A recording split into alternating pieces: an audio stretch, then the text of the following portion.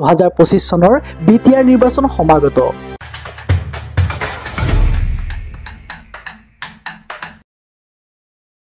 আপোনালোক সকলোৱে গমেই পাইছে যে অসমৰ ৰাজনৈতিক মহল এতিয়া গৰম হৈ আছে, কাৰণ 2025 চনৰ বিটিআৰ নিৰ্বাচন সমাগত। এইটো নিৰ্বাচন বাৰু বিজেপিৰ বাবে কিয় ইম্পৰ্টেণ্ট হয়? বিজেপি এইবাৰ আগৰ দৰে UPPL আৰু গণসুৰক্ষা পাৰ্টিৰ লগত মিলি চৰকাৰ বনাব লাগিবনে? নে এইবাৰ BPF-এ বড়োলেণ্ড দখল কৰিব পাৰিব? আহকচোন, বৰ্তমান বড়োলেণ্ডত কাৰ শক্তি বেছি আৰু কোন নিৰ্বাচনত জিকিব তাৰ বিষয়ে এটা ভৱিষ্যতবাণী কৰি আজিৰ ভিডিঅ'টো আৰম্ভ কৰোঁ।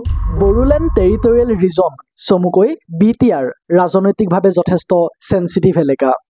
কোকৰাঝাৰ, চিৰাং, বাক্সা আৰু ওদালগুৰি এই 4খন জিলাৰে গঠন হৈছে BTR। এই অঞ্চলটোৰ দ্য বড়োলেণ্ড টেৰিটৰিয়েল কাউন্সিল নামেৰে নিজা পৰিষদ আছে, যিয়ে ইয়াৰ প্ৰশাসন পৰিচালনা কৰে। গতিকে BTC ইলেকশ্যন মানেই মাত্ৰ স্থানীয় ভোট পোৱাটোৱেই নহয়, ইয়াৰ দ্বাৰা BTR-ত ক্ষমতা, সম্পদ আৰু উন্নয়ন কোনে নিয়ন্ত্ৰণ কৰিব সেইটো নিৰ্ভৰ কৰে। 22 ছেপ্টেম্বৰত হ'বলৈ গৈ আছে এই ইলেকশ্যন। 26 ছেপ্টেম্বৰতে ভোট গণনা হ'ব বুলিও মুখ্যমন্ত্ৰী ডক্টৰ হিমন্ত বিশ্ব শৰ্মাই জানিব দিছে। এই ইলেকশ্যন হ'বলগীয়া দিনৰ পৰা 3 মাহ আগতেই খৰধৰকৈ অনুষ্ঠিত কৰা হৈছে। 3 মাহ আগতীয়াকৈ খৰধৰকৈ পতাৰ কিবা বিশেষ কাৰণ আছে নেকি? বিজেপিৰ বাবে BTR-ৰ ইলেকশ্যন হৈছে এখন ছেমি ফাইনেল মেটছ। মানে কথাটো বুজক, যদি BTR-ত বিজেপি জিকে, তেন্তে 2026 চনত আহি থকা ফাইনেল খেলখনত তেওঁলোকে অধিক বিশ্বাসেৰে আগবাঢ়িব পাৰিব। আৰু যদি ইয়াত হাৰি যায়, তেন্তে ই হ'ব এক ডাঙৰ বিপৰ্যয়। বাৰে বাৰে যে মই কৈ আছো ফাইনেল খেল বুলি, এই ফাইনেল খেলখননো কোনখন? বিধানসভা ইলেকশ্যন। এইবাৰ BTR-ত বিজেপিয়ে কাৰো লগত মিত্ৰতা নকৰাকৈ ইলেকশ্যন খেলিব। তেওঁলোকে প্ৰমাণ কৰিব বিচাৰিছে যে তেওঁলোকে নিজৰ শক্তিৰে BTR জিকিব পাৰে। শান্তি আৰু উন্নয়নৰ মন্ত্ৰ আগত লৈ বিজেপিয়ে BTR-ৰ ইলেকশ্যনত নামিছে। মুখ্যমন্ত্ৰী ডক্টৰ হিমন্ত বিশ্ব শৰ্মাই তেওঁৰ নিৰ্বাচনী প্ৰচাৰ সভাত কৈছে যে বিজেপিৰ শাসনকালত BTR-ত ভায়লেন্সৰ নামত এজন মানুহৰো মৃত্যু হোৱা নাই। তেওঁ কথা দিছে যে BTR-ৰ লগতে অসমতো কোনো ছেকেণ্ড ক্লাছ নাগৰিক নাথাকিব। সকলোৰে অধিকাৰ সমান হ'ব।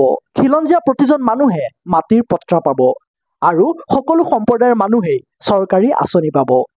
কিন্তু এই যুদ্ধক্ষেত্ৰখনত বিজেপি অকলশৰীয়া নহয়। প্ৰমোদ বড়োৰ নেতৃত্বাধীন UPPL বৰ্তমান BTC-ত ক্ষমতাত আছে।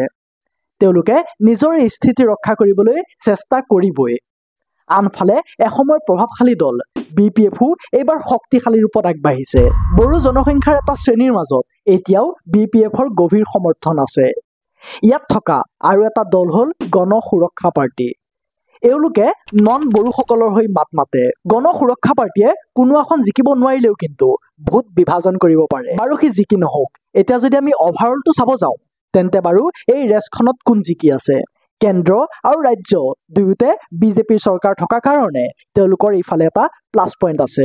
আনফালে BPF-ও এবাৰ কিবা কাৰণত হাৰিলে, কিন্তু বড়োলেণ্ডত তেওঁলোকৰ লয়েল ভোটাৰ আছে। আকৌ এইফালে UPPL-এ যিহেতু তাত চৰকাৰ চলাই আছে, সেইফালৰ পৰাও তেওঁলোকৰো এটা প্লাছ পইণ্ট নথকা নহয়। ইয়াত মেইন খেলখন হ'ব কিন্তু মিত্ৰতাত, মানে কোনে কাৰ লগত এলায়েন্স কৰে। আৰু এই ক্ষেত্ৰত বিজেপিয়ে সুবিধা ল'ব পাৰে, কাৰণ বিজেপিয়ে স্পষ্ট সংখ্যাগৰিষ্ঠতা লাভ নকৰিলেও UPPL বা আনকি BPF-ৰ সৈতেও পৰিষদ গঠন কৰিব পাৰে। সেইটো কাৰণেই কোৱা হয় BTR-ৰ ৰাজনীতি ষ্ট্ৰেট ফৰৱাৰ্ড নহয় বুলি। ইয়াৰ পৰা আমি এক কথাত ক'ব পাৰোঁ যে 2025 চনৰ BTR নিৰ্বাচন স্থানীয় প্ৰতিদ্বন্দ্বিতাতকৈ বহু বেছি কিবা। এয়া হৈছে অসমৰ ৰাজনৈতিক আধিপত্যৰ যুঁজ। যদি ইয়াত জিকি যায়, তেন্তে 2026 চনৰ বিধানসভা নিৰ্বাচনত বিজেপিয়ে আৰু শক্তিশালীভাৱে যুঁজিব পাৰিব। আৰু ইয়াত যদি হাৰি যায়, তেন্তে আঞ্চলিক দলসমূহে ইয়াৰ নিশ্চয়কৈ সুবিধা ল'ব। আপুনি কি ভাবে? বিজেপিয়ে BTR নিজৰ নিয়ন্ত্ৰণলৈ আনিব পাৰিবনে? নে সকলোকে আচৰিত কৰি BPF বা UPPL দলহে নিৰ্বাচিত হ'ব? কমেণ্ট কৰি জনাওকচোন। That's it for today. এই ভিডিঅ'টো চাই যদি অকণমান হ'লেও আমোদ পালে, তেন্তে ভিডিঅ'টোত এটা লাইক কৰক। আৰু যদি এনেকৈ আমাৰ লগত সংযুক্ত হৈ থাকিব বিচাৰে, তেন্তে এই চেনেলটো ছাবস্ক্ৰাইব কৰি লওক। এই ভিডিঅ'টো শেষলৈকে চোৱাৰ বাবে আপোনাক বহুত বহুত ধন্যবাদ। লগ পাম এটা নতুন ভিডিঅ'ৰ সৈতে। জয় আই অসম।